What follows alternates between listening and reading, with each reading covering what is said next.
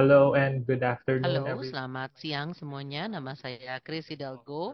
Saya adalah Communication Officer dari ICLEI Southeast Asia dan saya akan menjadi MC untuk acara ini. Terima kasih sudah menghadiri diskusi mengenai bagaimana kita bisa melakukan adaptasi yang didorong oleh para pemangku kepentingan. Dalam 1 jam, kita akan membahas mengenai pentingnya pendekatan bottom up serta ketahanan serta mengadaptasi terhadap perubahan iklim di tingkat lokal. Sedikit hal yang perlu diperhatikan, akan ada penerjemahan dari bahasa Indonesia ke bahasa Inggris. Untuk mengaksesnya, Anda bisa mengklik interpretation di bagian bawah layar Anda dan klik bahasa yang ingin Anda dengarkan. Dan untuk hanya mendengarkan bahasa terjemahan, Anda bisa mengklik nonaktifkan audio asli. Bagi para attendees, Anda di-mute by default dan Anda bisa menggunakan kotak chat untuk memberikan komentar atau pertanyaan. Silakan Anda bisa berbagi mengenai pendapat Anda dan juga Anda menggunakan emoji untuk bisa mengekspresikan bagaimana Anda mengikuti diskusi ini. Nanti akan ada Zoom polling. Kami sarankan Anda untuk berpartisipasi dan ketika Anda melihat poll di layar Anda, menanyakan Anda bergabung dari mana. Silakan Anda menjawab sehingga kita bisa melihat sampai sejauh mana diskusi ini. Dan nanti kami akan menyediakan certificate of attendance. Kami akan membagikan survei Google Form dan silakan Anda bisa menjawab sehingga Anda bisa mendapatkan sertifikat itu. Sebelum kita mulai dengan program ini, saya akan meminta para panelis kita untuk membuka kamera mereka sehingga bisa berfoto bersama. All right, Junie, if you can um, help me count off the photo Silakan. while our panelists are open. It looks like most of our attendees are from Asia with Africa and Dan misalnya Anda datang dari Asia, Afrika, kami juga ada beberapa attendees yang datang dari Afrika. Selamat datang semuanya. Dan bila sudah siap, saya akan mengambil foto dari para panelis. 3, 2, 1. Sekali lagi. all right, 3, 2, 1, 1, 2, and 3. smile. All right, thank you Senyum. so much to Oke. our panelists. Dan terima kasih At this kepada para point, panelis. I would like to call Dan upon saat ini saya akan Regional meminta Director of ICLEI kepada Southeast Direktur Asia Regional ICLEI to Southeast welcome us Asia to this untuk discussion. menyambut Please, diskusi Director. hari ini. Bapak Victorino, kami persilahkan. Terima kasih Pak Kris. Selamat sore semuanya.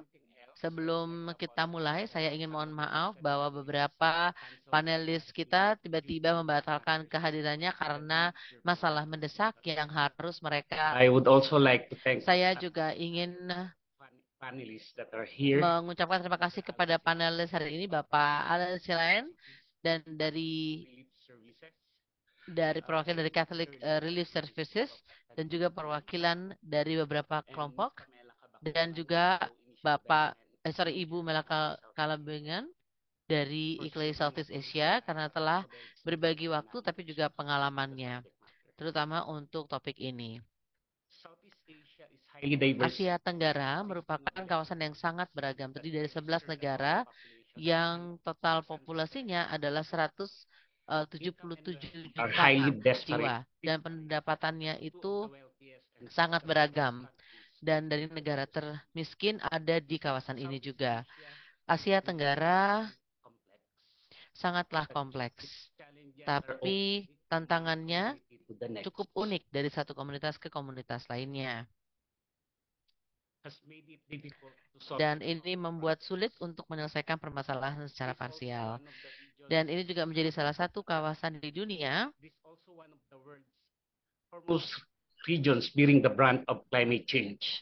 yang menghadapi masalah perubahan iklim. Misalnya meningkatnya permukaan laut, kekeringan, kehilangan keanekaragaman hayati adalah beberapa tantangan yang harus dihadapi oleh banyak kota di sini. Dampaknya terhadap ekonomi semakin menggarisbawahi pentingnya kita melakukan aksi-aksi segera. Dan dampak dari emisi GRK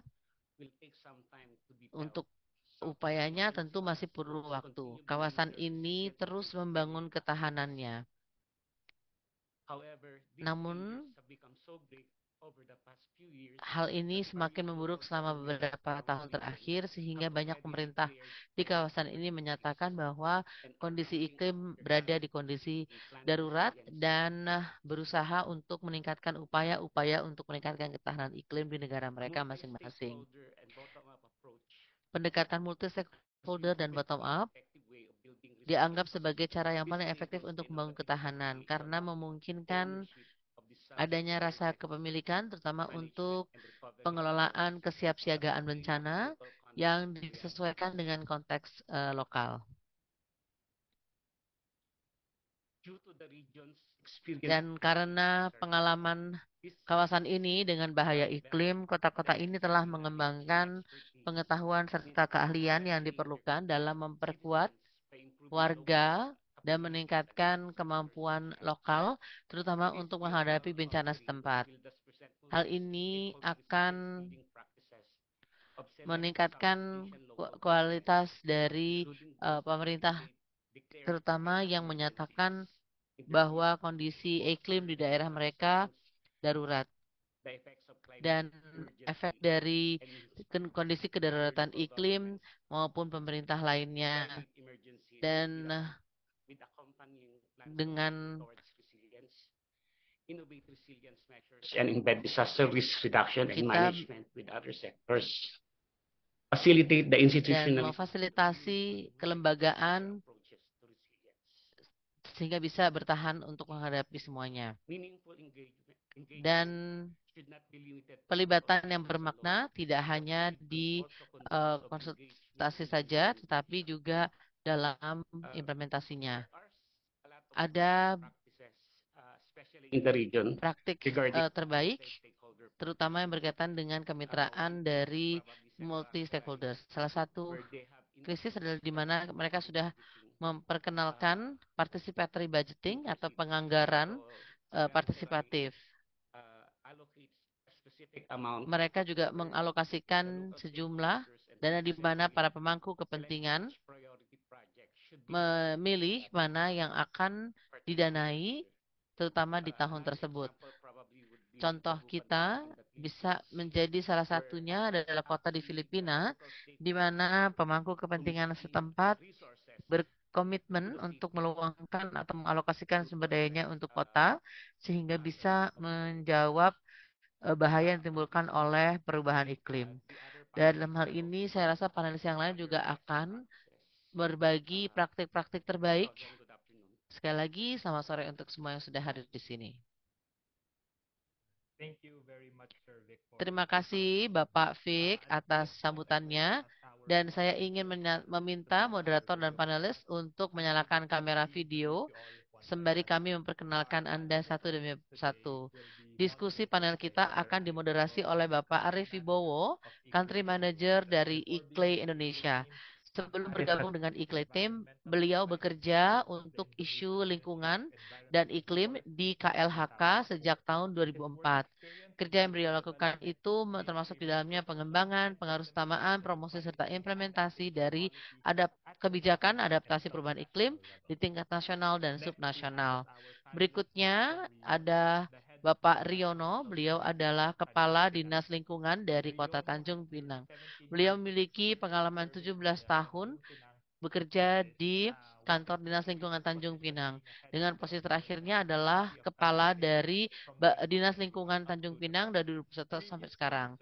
Sebelumnya beliau menjadi Sekretaris Daerah dari Kota Tanjung Pinang tahun 2014 hingga 2019. Selamat datang Pak Riono. Dan bergabung dengan kita adalah Bapak Alan Louis Silayan, Chief of Party dari Climate Resilient Cities Project. Beliau menggabungkan keahlian dalam hal pengelolaan adaptasi perubahan iklim, pelibatan dengan sektor swasta, serta koordinasi teknis maupun tingkat kota. Sebelum bergabung dengan CRS, beliau menjadi konsultan independen untuk UNDP, di mana beliau mengawasi perkembangan dari NDCIP Filipina untuk Komisi Perubahan Iklim negara ini. Dan di panel kita adalah Ibu Pamela Kabakungan. Beliau adalah Low Emission Development Strategy Manager dari ICLEI Southeast Asia yang bertanggung jawab untuk mengelola program membangun hubungan dengan anggota maupun kota yang berada di jaringan ICLEI. Beliau bekerja dengan pemerintah daerah dalam membuat inventory emisi GRK di tingkat kota, memformulasikan rencana aksi iklim, dan juga pengungkapan data iklim. Dan kota Makati, Filipina, serta Seberang Parai mengatakan mereka tidak bisa hadir secara langsung. Dan meskipun demikian, mereka juga sudah merekam presentasi mereka. Pertama, mari kita lihat presentasi dari video dari kota Makati.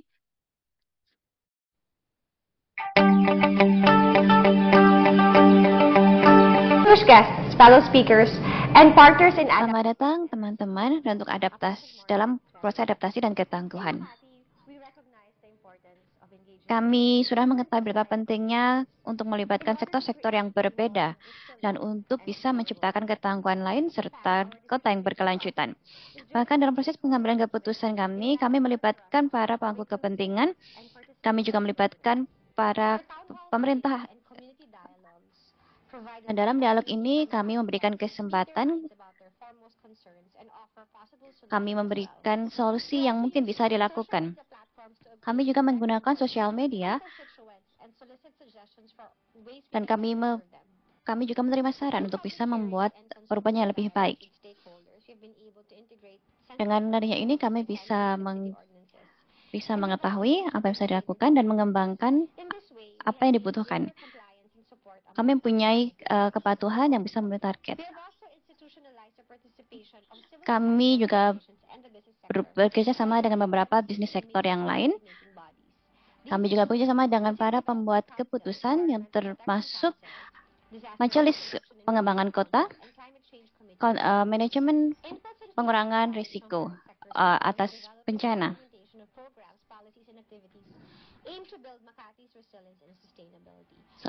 Kami juga ikut untuk membangun kota yang berkelanjutan.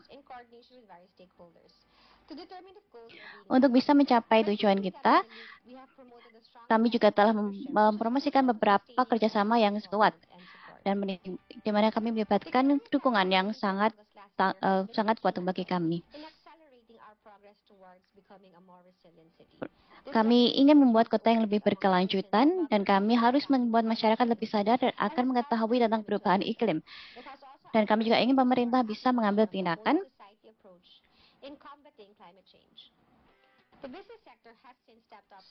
Bisnis sektor juga mempunyai peran agar bisa melakukan praktik hijau untuk infrastruktur, dan kita juga terus melanjutkan bekerja sama dengan pemerintah nasional, baik dari level nasional dan internasional. Kami percaya diri bahwa dengan kerjasama ini kita bisa membangun kota yang lebih berkelanjutan dan juga yang lebih tangguh.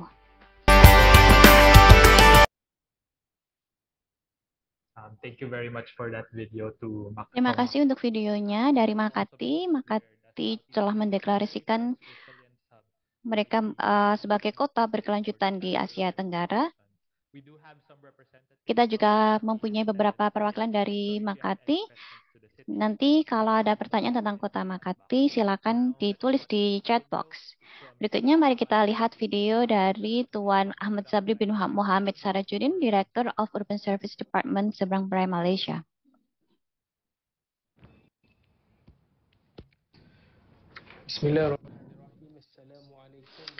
Bismillahirrahmanirrahim. Assalamualaikum warahmatullahi wabarakatuh.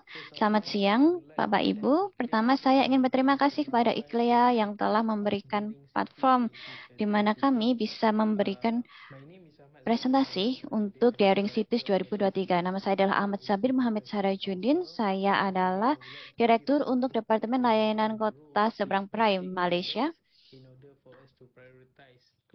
Yang akan saya sampaikan adalah bagaimana pemangku kepentingan masyarakat bisa memainkan peran untuk bisa membentuk kota prioritas agar bisa beradaptasi terhadap iklim dan menjadi kota yang lebih tangguh. Secara keseluruhan, kami mempunyai 20 tujuan yang kami fokuskan pada kota yang tangguh, inklusif, hijau, kompetitif, dan pintar. Dalam kerangka kerja 2030 ini kami mempunyai tim dan kami punya tujuan yaitu agar bisa meningkatkan ekonomi, meningkatkan kehidupan yang lebih baik. Kami ingin memberdayakan orang agar bisa berpartisipasi dan selain itu kami ingin investasi agar bisa membangun lingkungan yang lebih baik dan bisa meningkatkan ketangguhan. Kalau untuk sekarang kita akan fokus pada tim C dan yang B dan C di mana kami ingin membuat masyarakat lebih terlibat.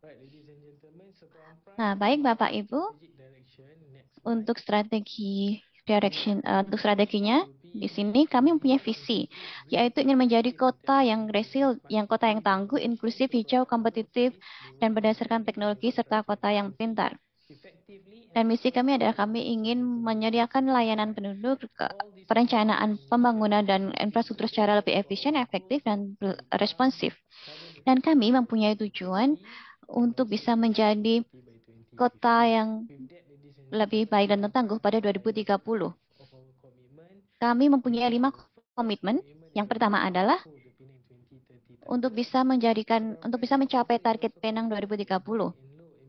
Jadi kami ingin kota ini menjadi lebih hijau dan lebih rendah emisi. Kami ingin menjadi kota yang lebih tinggi. Berikutnya, kami ingin menjadi kota yang inklusif, setara, dan berpusat pada orang-orang untuk perkembangan. Yang terakhir, kami ingin menjadi kompetitif dan kota pintar dalam hal perkembangan. Nah, Bapak Ibu, kita akan membahas tentang partisipasi dan bagaimana bisa memprioritaskan adaptasi dan ketangguhan. Nah, Bapak Ibu, seperti yang Bapak Ibu bisa lihat di layar berikutnya, ini adalah salah satu program yang dilakukan.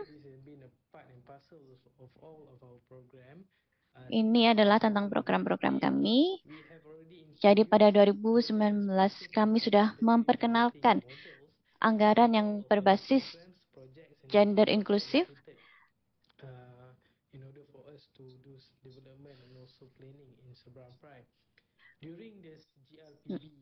Dalam GRPP ini kami mempunyai banyak komitmen. Kami juga mempunyai banyak ide dari para pemangku kepentingan dan ini adalah di mana kami bisa membuat target dan memprioritaskan program yang harus dilakukan. Nah, di sini Bapak Ibu bisa melihat dalam gambar ini, di foto-foto ini. Nah, hasil dari Town Hall Budget ini setiap tahun kami akan membuat program-program mana yang diprioritaskan dan dokumen mana yang bisa distrategikan untuk proyek. Dan dalam waktu yang bersamaan kita juga harus mengalokasikan budget mana atau anggaran mana yang bisa diberikan untuk program. Kami mengembangkan ini bersamaan dengan LSM dan kami ingin dan untuk program yang diprioritaskan maka akan kami lakukan. Berikutnya di slide berikutnya ini adalah seberang proyek corporate KPI. Kami ingin daur ulang meningkat mencapai 70%, jadi limbah padat bisa berkurang 50% per kapita. Kami juga ingin mengurangi gas rumah kaca hingga 8 ton di 2023. Berikutnya, kami ingin meningkatkan 15% energi terbarukan. Berikutnya ada distrik, bisnis sentral, dan juga konsep teori untuk tiap distrik. Dan terakhir, kami ingin menerapkan seberang proyek sirkular ekonomi. Ini adalah salah satu target kunci yang ingin kami capai.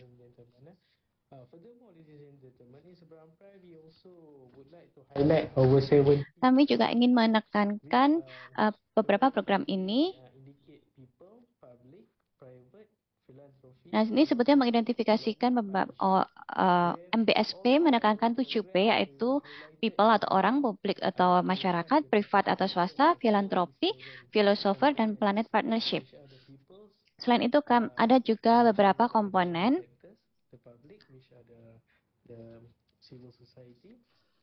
Nah, jadi people itu adalah masyarakat, publik ini adalah pemerintah. Kalau filantropi ini adalah LSM yang bisa bekerja sama dan bisa memberikan bantuan. Kalau filosofer ini adalah para pengajar dan juga dari background latar belakang ekonomi. Berikutnya Planet Partnership. Ini adalah di mana kita bisa memastikan adanya keseimbangan antara perkembangan dan juga lingkungan.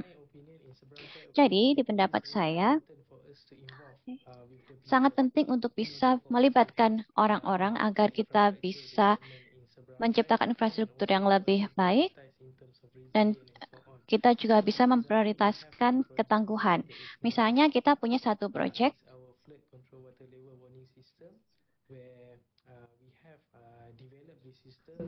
kita telah mengembangkan sistemnya bersamaan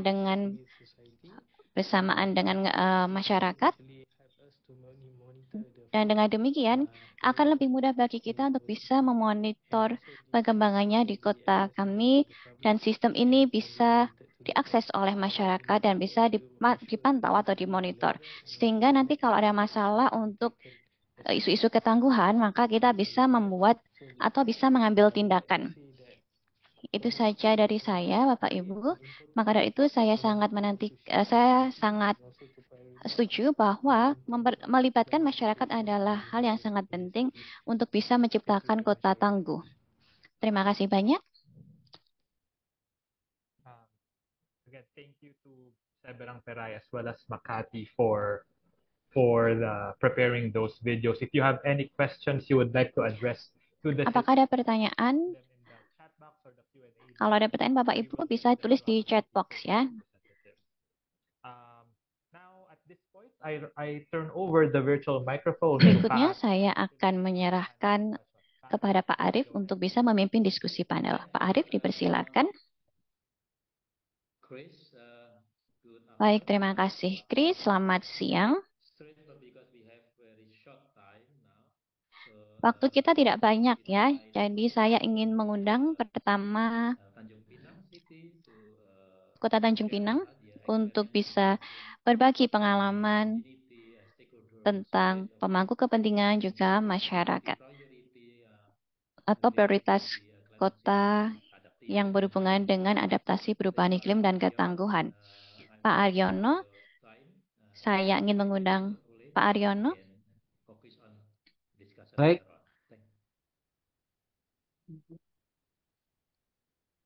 Udah bisa dimulai, Pak Arif?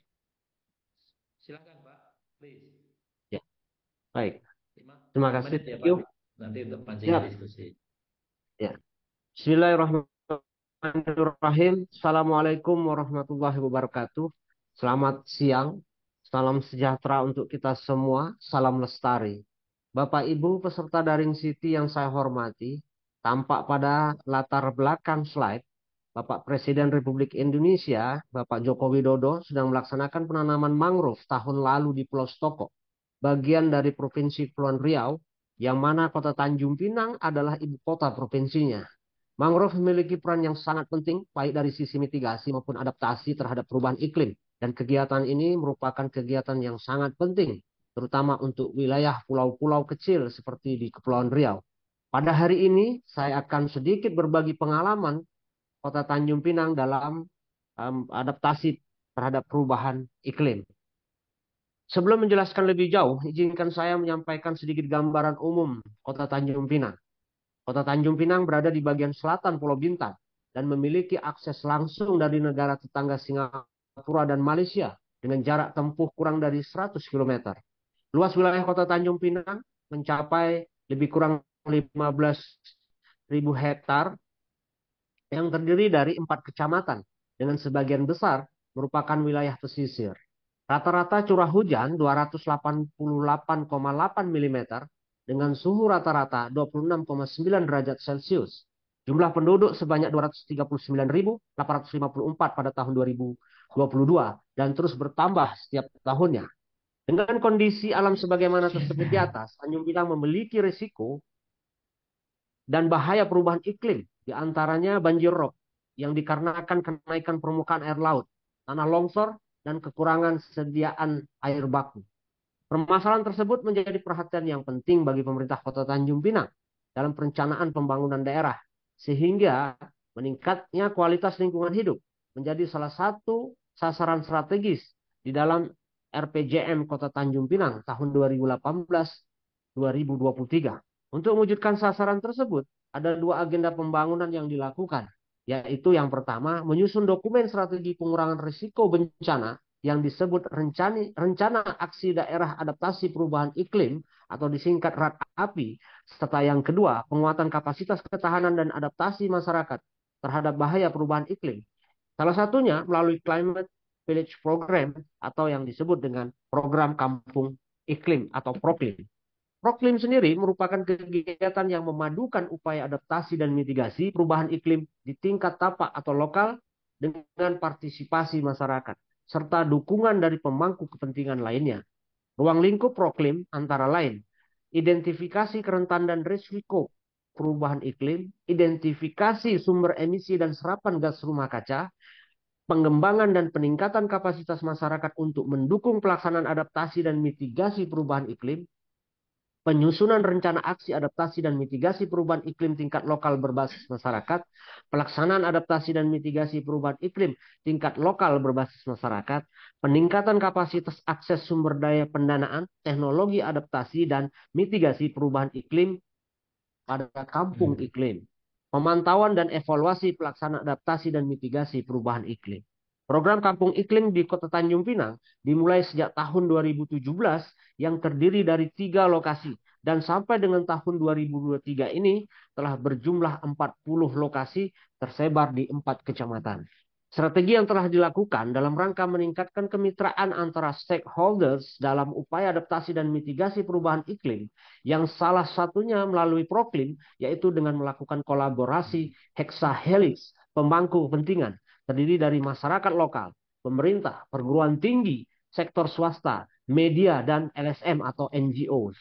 Dari keenam pemangku kepentingan tersebut, pengalaman di Tanjung Pinang menunjukkan bahwa masyarakat memiliki pengaruh yang sangat kuat terhadap keberhasilan program adaptasi dan mitigasi perubahan iklim. Masyarakat berperan sebagai inisiator dan atau akselerator dalam pelaksanaan kegiatan, sekaligus penerima manfaat dari rencana aksi. Namun masing-masing pemangku kepentingan juga memberikan kontribusi yang tidak kalah besar, di antaranya pemerintahan sebagai regulator dan controller. Perguruan tinggi berperan sebagai konseptor melalui kegiatan Tridharma perguruan tinggi. Dunia usaha berperan sebagai enabler yang memungkinkan hadirnya infrastruktur teknologi, modal, dan berbagai fungsi lainnya. Media massa sebagai expander berperan dalam penyebarluasan informasi, baik dalam bentuk media cetak, elektronik, maupun media internet, serta NGO atau LSM berperan sebagai katalisator. Dalam hal ini komunitas merupakan orang-orang yang memiliki minat yang sama dan relevan dengan upaya adaptasi dan mitigasi yang akan diwujudkan. Pada layar, kami tampilkan beberapa dokumentasi dari aksi nyata yang telah dilakukan oleh Proklim di Tanjung Pinang yang menunjukkan kolaborasi dari 6 pemangku kepentingan, di antaranya kegiatan bank sampah, kegiatan penanaman mangrove, kegiatan bersih pantai oleh masyarakat dan pemerintah, FGD pemangku kepentingan dalam menyusun RADAPI, kegiatan talkshow terkait topik lingkungan untuk meningkatkan kesadaran dan kepedulian masyarakat oleh media, kegiatan pengomposan sampah organik oleh masyarakat, kegiatan rumah pangan lestari dengan urban farming, dan apresiasi pemerintah Kota Tanjung Pinang kepada pemangku kepentingan atas peran aktifnya dalam adaptasi dan mitigasi perubahan iklim, serta pengakuan Kementerian Lingkungan Hidup dan Kehutanan terhadap keberhasilan Kota Tanjung Pinang dalam pengembangan Proklim. Demikian Pak Arief, terima kasih. Assalamualaikum warahmatullahi wabarakatuh. Waalaikumsalam. Thank you Pak Riono. Very compact presentation. Presentasinya sangat padat dan saya rasa kita sudah mendengarkan beberapa poin yang bisa kita bahas. Sekarang kita akan mendengarkan pengalaman dari Alan atas nama mungkin beliau sebagai seorang praktisi atau konsultan tentang isu ini. Pertanyaan yang sama mungkin Bapak bisa berbagi tentang pengalaman Anda, terutama dalam pelibatan komunitas untuk kota tahan iklim ini. Terima kasih. Dan Terima kasih atas undangannya. Saya adalah Chief of Party dan saya akan memberikan overview tentang proyek ini. Dan ini adalah sebuah proyek yang kami lakukan bersama dengan USAID dan sekarang sudah di masa akhir dari tahun kedua kami. Dan tujuan dari proyek ini adalah untuk meningkatkan kemampuan dari kota-kota di Filipina untuk beradaptasi, memitigasi, dan mengelola efek dari perubahan iklim. Ada tiga tujuan. Pertama adalah menggunakan data iklim. Kami juga memberikan bantuan kepada kota untuk mengembangkan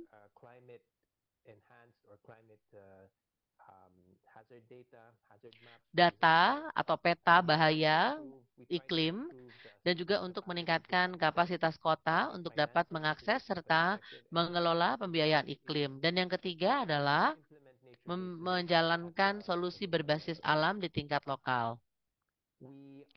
Dan proyek ini ada di 6 kota yang ada di Filipina, 2 di Pulau Utama di Luzon, Batangas, Legazpi, dan 2 kota di Pulau Visayas, Iloilo, Nonggan, dan 2 kota di Pulau Mindanao, yaitu Kota Batau dan Zamboanga. Jadi ini adalah pengalaman kami, terutama dalam hal melibatkan para pemangku kepentingan, serta apa yang telah kami pelajari selama 2 tahun kami menjalankan ini semua. Untuk setiap kota, kami harus melihat pendekatan yang dapat disesuaikan untuk setiap kota, dan kita melakukannya berdasarkan assessment, menggunakan kerangka penilaian kapasitas perubahan iklim atau 3CAF, tapi tidak hanya pemerintah, tapi juga pemangku kepentingan selain dari pemerintah, termasuk LSM, dan lain sebagainya. Gagasannya adalah kita ingin membangun sebuah ekosistem seputar pemerintah daerah sehingga bisa meningkatkan apa yang sudah kita lakukan selama ini. Misalnya pembiayaan untuk iklim, bahkan setelah proyeknya selesai, kami juga berharap akademisi bisa membantu pemerintah daerah dalam mengembangkan proposal untuk pembiayaan iklim. Dan kita melihat adanya keterkaitan yang kuat dari berbagai komponen proyek ini. Ada data risiko iklim, pembiayaan iklim, dan bila ada data iklim yang baik sehingga kita bisa mengakses pembiayaan iklim sehingga bisa menghasilkan solusi berbasis alam. Untuk setiap proyek ada fleksibilitas di berbagai kebijakan untuk setiap pemerintah daerah. Ini merupakan satu hal yang sangat penting. Dan untuk peta bahaya, kami melakukan validasi masyarakat dari peta bahaya, terutama di daerah-daerah yang sangat bahaya atau memiliki risiko tinggi. Kami melakukan konsultasi di desa, mengembangkan peta, dan ini kemudian digunakan oleh pemerintah daerah dalam mengembangkan rencana adaptasi iklim di masa yang akan datang. Dan di seluruh kota ada staf yang ditugaskan di sana. Kami juga mengembangkan Pokja di kota, terutama untuk ketahanan iklim. Jadi, perwakilan dari pemerintah daerah, sektor swasta, serta kelompok LSM maupun akademisi. Ini menjadi satu peluang bagi para pemangku kepentingan untuk mengutarakan pendapat mereka tentang proyek ini, tetapi juga memberikan gambaran tentang kebutuhan dari berbagai sektor, terutama kalau kita bicara mengenai ketahanan iklim. Di seluruh proyek ini ada juga komponen inklusi gender dan sosial, dan ini memastikan keinklusivitasan dari program implementasi yang kami lakukan. Dan seperti yang saya sebutkan tadi, ini poin terakhir, pembiayaan iklim sangat penting untuk memastikan bahwa proyek ini berkelanjutan. Untuk 2 poin terakhir, kami menemukan pelibatan dengan sektor swasta memiliki komponen utama, komponen penting, di mana ada selain dari membantu kota untuk mengembangkan proposal, kami juga memiliki champion, di mana kami mengundang para sektor swasta dan juga kebutuhan kota sehingga mereka bisa saling bertukar pikiran bagaimana mereka bisa saling dukung satu sama lain, terutama saat terjadi kejadian cuaca ekstrim dan juga mempersiapkan diri untuk menghadapi kejadian-kejadian tersebut. Yang terakhir, berkaitan dengan pelibatan pemangku kepentingan, ada mitra yang sudah ditunjuk untuk proyek ini dan juga untuk proyek ketahanan kota. Kami bekerja sangat erat dengan Departemen Sumber Daya Alam dan Lingkungan dan juga untuk Komisi Perubahan Iklim tingkat nasional. Kami ingin memastikan bahwa implementasi dari proyek ini sejalan dengan program di tingkat nasional serta visi nasional untuk perubahan iklim dan adaptasi perubahan iklim di tingkat nasional. Saya akhiri presentasi di sini dan kita bisa berdiskusi setelah ini. Terima kasih Pak Allen, terima kasih atas presentasinya. Oke, baiklah. Lastly, we would like to listen from the Saya juga ingin mendengarkan dari rekan saya. Silakan, Pam. Terima kasih, Pak Arif. Saya belum menyiapkan presentasi, tapi saya ingin berbagi pengalaman dari proyek yang kami kerjakan di IKLE dan fokus untuk pemangku kepentingan di tingkat komunitas. Bagaimana mereka terlibat dalam membentuk prioritas untuk adaptasi dan ketahanan. Dan di IKLE kita bekerja dengan pemerintah daerah. Ini tidak dapat dihindari dan penting bagi kita untuk bertanya kepada masyarakat setempat yang kita ajak kerjasama. Ini untuk memastikan bahwa rekomendasi yang kami berikan kepada pemerintah daerah disesuaikan dengan kerentanan maupun kebutuhan dan kekhawatiran yang beragam dari para anggota masyarakat sehingga meningkatkan kemampuan adaptasi mereka. Kita memiliki data serta informasi dan memberikan literatur yang sesuai, modeling dan sebagainya. Dan meskipun data dan informasi ini sangat penting dan bisa digunakan secara mandiri, kita mengakui bahwa mungkin akan ada situasi khusus maupun informasi yang bisa dikumpulkan dari para pemangku kepentingan lokal dan ini bisa memvalidasi bahkan mungkin meningkatkan kualitas data yang dilakukan untuk perencanaan adaptasi. Misalnya warga, organisasi nirlaba, bisnis lokal, kelompok advokasi dan sebagainya yang bekerja di area tertentu, mereka sudah memiliki pengetahuan mengenai pola yang ada di daerah tersebut, kemudian profil dari populasi yang rentan, yang mungkin terdampak secara disproporsional akan kejadian iklim, dan mungkin juga akan berbagi apa saja solusi yang telah kami lakukan dengan praktik yang ada selama ini. Dan juga meningkatkan keakuratan dari data dan juga memungkinkan dan keterlibatan dari pemangku kepentingan bahkan saat tahapan pengumpulan data serta perencanaan akan terlihat dan ini bisa diterjemahkan menjadi rasa tanggung jawab terutama untuk solusi yang lebih luas lagi. Keterlibatan dari para pemangku kepentingan seperti yang diangkat oleh anggota panel lainnya seperti pertemuan town hall, kemudian konsultasi publik, lokakarya, atau bahkan polling di media sosial.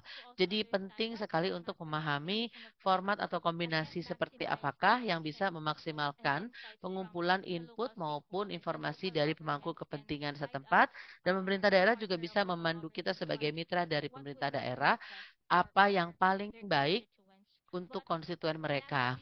Dan yang terakhir, apapun formatnya, peningkatan kapasitas atau lokakarya juga sangatlah penting untuk memastikan bahwa pemangku kepentingan dapat terberdayakan dan mendapat informasi yang memadai sehingga bisa berkontribusi dan bagaimana mereka bisa mendukung pemerintah daerah. Bahkan pemerintah nasional pun dalam menjalankan adaptasi serta resiliensi iklim. Itu saja dari sisi saya. Untuk itu. Baiklah, saya sangat senang untuk bisa menjawab beberapa pertanyaan. Dan kita punya waktu yang sangat terbatas dan Ada banyak sekali pertanyaan yang ingin saya coba tanyakan. Pertama, saya ingin mengajukan pertanyaan dari floor, terutama untuk Pak Riono. Mungkin ada pengalaman, mungkin untuk meningkatkan solusi berkaitan dengan permasalahan keuangan. Karena sepertinya Anda sudah punya rencana adaptasi lokal dan juga proklim dan lain sebagainya. Bagaimanakah Bapak mengeksplor atau menggali pendanaan dari sumber daya lainnya? Karena banyak sekali opsi yang sudah ada, ya, banyak sekali pertanyaan yang sudah diangkat di sini Pak, di sesi tanya jawab. Silakan Pak Riono. Ya, terima kasih atas pertanyaan dari rekan sekalian. Tadi saya pernah menyebutkan bahwa untuk mewujudkan proklim ini dengan melakukan kolaborasi heksahelix di antara pemangku kepentingan, bukan hanya peran serta masyarakat, pemerintah, kemudian perguruan tinggi, kemudian sektor swasta, media, bahkan LSM. Nah, untuk mengatasi permasalahan pendanaan, khususnya karena kita mengajak di sektor swasta, maka kita mengharapkan ada dana CSR dari mereka untuk lebih peduli kepada masalah lingkungan. Nah, ini juga yang sekarang kami kembangkan, bagaimana kami mengatasi permasalahan sampah plastik dengan mengajak rekan-rekan dari Rio Estate Indonesia yang notabene adalah swasta untuk bersama-sama peduli dengan masalah lingkungan sehingga mereka memanfaatkan sampah plastik yang kami buat itu menjadi paving blocks yang dibiayai oleh mereka nantinya. Kemudian paving block yang dihasilkan ini kemudian dimanfaatkan oleh rekan-rekan dari RE pengembang perumahan untuk dibuatkan eh, sebagai jalan paving block dan juga mungkin untuk area lapangan di perumahan tersebut. Itu mungkin salah satu alternatif daripada masalah pendanaan, Pak Arif.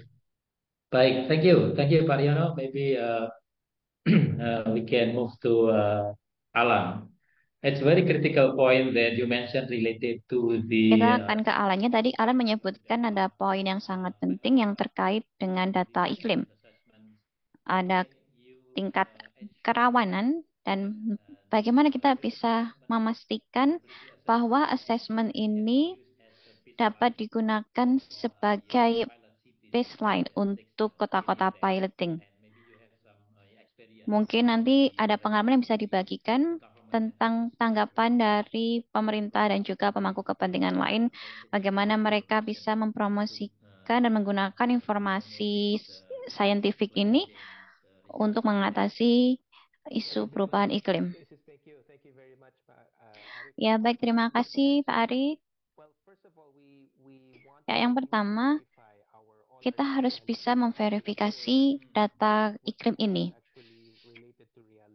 Kita harus memastikan bahwa data yang kita punya ini memang benar terkait dengan realita dan kita juga harus mengembangkan rencana komunikasi. Kita juga mempunyai komponen-komponen proyek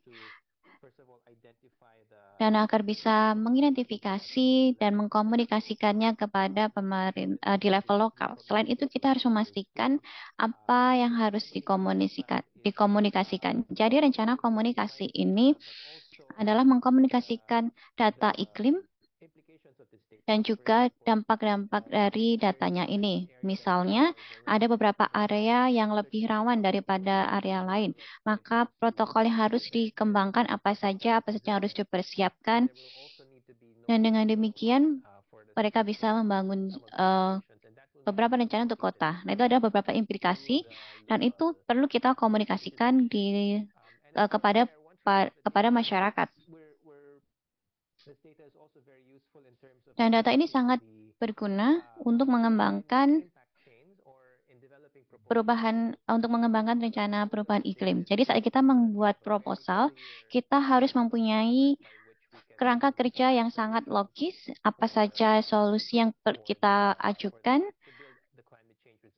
agar kita bisa membangun ketangguhan terhadap perubahan iklim ini. Selain itu, kita juga harus memastikan bahwa data perubahan iklim ini sangat penting, tidak hanya mengetahui kota-kota yang rawan, tapi kita untuk mengetahui solusi-solusi yang bisa diterapkan di level lokal. Thank you, Alan. I think a lot of the Baik, terima kasih Alan.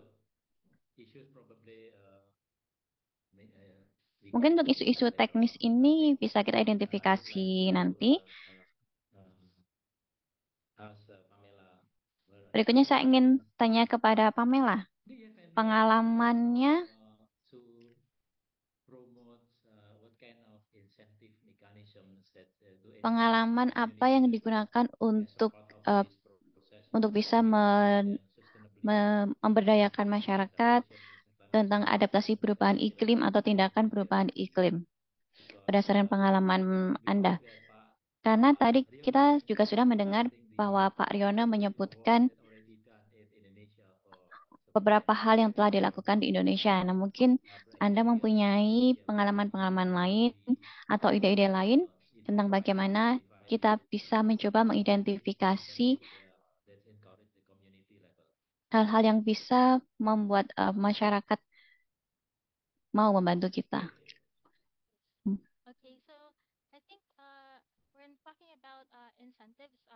Saat membahas tentang insentif ini, terutama untuk konteks dalam webinar ini, bagaimana memberikan insentif untuk masyarakat, untuk sektor swasta, dan bagaimana bisa melibatkan masyarakat agar bisa mendukung ketangguhan perubahan iklim ini adalah untuk masyarakat. Ini tergantung dengan pemerintah daerahnya seperti apakah. Apakah mereka sudah berkomunikasi dengan baik dengan masyarakatnya. Salah satu hal yang kami sudah kembangkan adalah kami mendorong insentif untuk masyarakat dalam hal fiskal dan non-fiskal seperti memberikan pajak, memberikan hibah, dan bantuan lainnya untuk sektor swasta.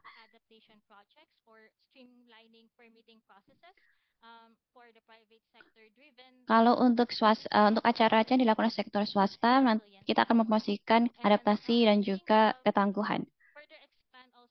Dan untuk bagaimana mendapatkan partisipasi dari sektor swasta, pemerintah kami biasanya akan menjangkau pemerintah swasta untuk menciptakan kerjasama dan membuat kolaborasi agar bisa mengajak untuk sektor swasta, baik dari berbagai macam industri, berbagai pakar dan teknologi, agar bisa memberikan solusi teknologi. Ini adalah beberapa hal agar kita bisa melibatkan para pemangku kepentingan dengan lebih baik. Kita bisa melibatkan lebih banyak kota, ada Tanjung Pinang sepertinya sudah melakukan hal seperti ini. Terima kasih Pak Hadirin. Sekali lagi waktu kita sangat terbatas, jadi saya mohon maaf kalau mungkin ada beberapa pertanyaan yang belum terjawab. Tapi pertanyaan akan tetap kami tampung, nanti akan kami komunikasikan dan kami akan lanjutkan. Berikutnya saya ingin mendengarkan pernyataan penutup 1 menit saja.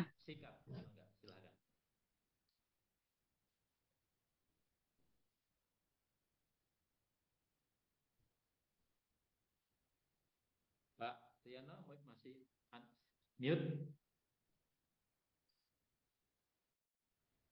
Gimana Pak? Ulang. Oke. Nah, bisa closing statement 1 menit, 1 minute closing statement. Ya, terima kasih Pak Arif. Ada hal yang ingin saya sampaikan terkait dengan program proklim strategis ini, bahwa proklim tidak bisa dilaksanakan atau diselesaikan secara individu atau terkotak-kotak, tetapi harus ada kolaborasi dari berbagai pihak. Karena ini bukan kerja sepihak, tapi kerja bersama. Mungkin itu hal yang perlu saya sampaikan, sehingga kebersamaan itulah nantinya akan bisa menyelesaikan permasalahan, terutama yang menyangkut dengan iklim. Thank you, Terima Pak. kasih. Thank you, Pak. Melengkapi ya. You add some critical issues how to the community approach can what's that upskill ya, replicate to other. And then Alan. Baik, berikutnya Alan. Ada yang ingin disampaikan hal-hal penting yang ingin disampaikan atau ingin ditekankan lagi? Terima kasih Pak Arif. Ya, saya ingin menekankan bahwa perubahan iklim ini berdampak pada semua orang. Dan bahkan kenyataannya tentang peta insentif tadi, saya rasa alam sudah memberikan kita insentif paling besar agar kita bisa menggunakannya, dan kita perlu menggunakan ini untuk mencapai resilient. Sektor swasta memberikan kita banyak dukungan, jadi kita harus membicarakan ini baik pada pemerintah lokal, organisasi masyarakat sipil, dan sekali lagi ini tergantung pada kita bagaimana kita bisa manfaatkannya. Terima kasih. Terakhir, Pam, mungkin ada strategi atau pernyataan yang bisa disampaikan? Terima kasih, Pak Arif. Dari sisi saya, untuk pemangku kepentingan secara global dalam mengambil keputusan, sangatlah penting untuk bisa mendapatkan dukungan dan insentif dari pemerintah daerah juga dari masyarakat agar kita bisa mencapai ketangguhan ini. Untuk mengembangkan kerjasama jangka panjang ini, kita harus bisa mendapatkan kepercayaan dari para pemangku kepentingan serta pemerintah lokal. Jadi kita harus mengkomunikasikan tindakan-tindakan ini, dan kita harus mengetahui partner mana yang akan kita ajak, dan kita harus melakukannya secara terbuka. Dan terakhir, untuk organisasi yang bekerjasama dengan pemerintah lokal, kita ini dianggap sebagai jembatan antara pemerintah lokal dan juga masyarakat. Sehingga kita berharap bahwa peran ini bisa kita lakukan dengan maksimal. Kita harus bisa memaksimalkan hal-hal yang bisa kita lakukan dan peran kita agar kita bisa mendapatkan feedback juga, agar kita bisa menjadi platform antara pemangku kepentingan dan juga pemerintah. Baik, terima kasih banyak. Saya rasa diskusi hari ini sangat padat. Ada banyak hal yang bisa kita dapatkan, dan kita bisa mendapatkan hal-hal yang bisa kita bawa pulang dan kita kembangkan. Untuk pertanyaan yang beberapa belum terjawab, saya minta maaf, tapi tadi sudah ada beberapa hal yang sudah dibahas.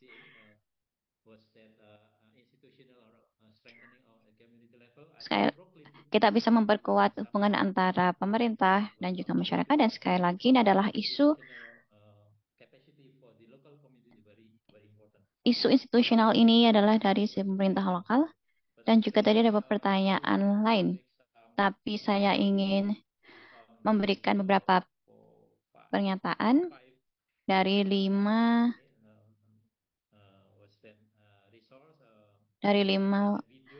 presentasi dan video yang sudah ditampilkan tadi. Yang pertama adalah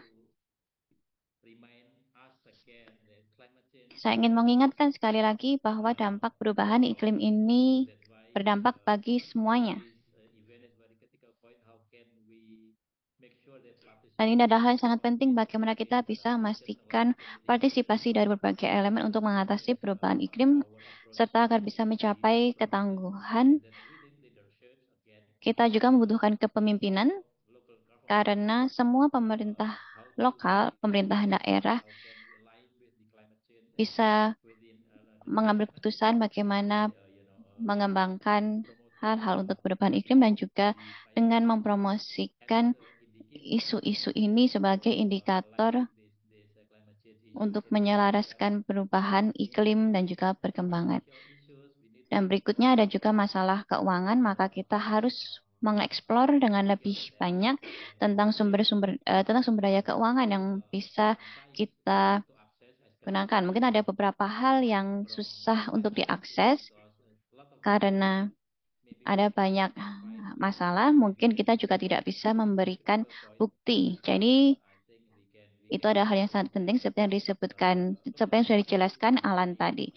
Jadi pemerintah daerah harus memberikan baseline tentang isu-isu saintifik yang berdampak pada pemerintah lokal dan pemerintah dan juga masyarakat di sana. Dan sekali lagi, pemangku kepentingan ini harus menggunakan beberapa pendekatan. Selain itu, insentif merupakan hal yang sangat penting untuk beberapa masyarakat lokal. Karena sudah ada beberapa inisiatif lokal yang sudah dijelaskan oleh Pak Riono tadi. karena proklim tadi sudah digunakan, sudah dijalankan 2012 dan ini sudah hampir lama untuk bisa mempromosikan proklim. Dan bila ada pertanyaan lagi nanti, silakan Anda bisa menghubungi rekan-rekan kami di sini. Anda bisa menghubungi Grace, Chris, atau teman-teman yang lain di sini. Dan mungkin nanti kita bisa lanjutkan komunikasi ini. Dan sekarang sudah saatnya, memang waktunya sangat terbatas. Saya berharap saya bisa memberikan moderasi yang sangat baik. Sekali lagi, saya berusaha untuk menangkap semua hal, tapi sekali lagi saya mohon maaf bila ada kekurangan yang mungkin belum bisa terjawab hari ini. Dan kita bisa lanjutkan lagi nanti, dan saya ingin mengucapkan terima kasih kepada Anda semua, dan saya kembalikan waktu kepada Chris. Silakan Chris, waktu dan tempat saya persilakan. Thank you so much, Pak Arif. Terima kasih Pak Arif dan juga Pak Riono serta rekan-rekan. Terima kasih sudah meluangkan waktu dan juga To our audience. diskusi yang luar biasa. Dan mari kita berikan sambutan yang meriah kepada para pembicara dan panelis serta moderator kita. Terima kasih banyak. Dan saya seperti yang dikatakan oleh Pak Arif, memang waktunya sangat terbatas, tapi ini mengakhiri sesi virtual untuk dari situs kita atas nama Clay maupun para pembicara. Terima kasih sudah menghadiri acara ini, terutama untuk inisiatif yang didorong oleh para pemangku kepentingan. Saya sarankan Anda atau dorong Anda untuk merekomendasikan ini semua kepada banyak pihak, terutama untuk menangani kondisi kedaruratan iklim. Kami juga undang Anda untuk menghadiri acara-acara sampai bulan September. Berikutnya adalah sesi untuk sesi berikutnya tanggal 30 Agustus, Getting Money to Where It's Needed, Digital Finance and Transactions. Dan silakan Anda bisa menghubungi ICLEI untuk hal ini. Rekaman dari semua sesi ini akan tersedia setelah Daring Cities, sehingga memberikan kesempatan bagi Anda untuk bisa melihat konten apapun. Selain itu, formulir survei untuk sertifikat ada di chat box. Sekali lagi, terima kasih kepada para pembicara, moderator, dan juga para attendees. Terima kasih semua dan sampai bertemu. Kita akan akhiri Zoom webinar dalam beberapa detik ke depan. Selamat Po, terima kasih semuanya.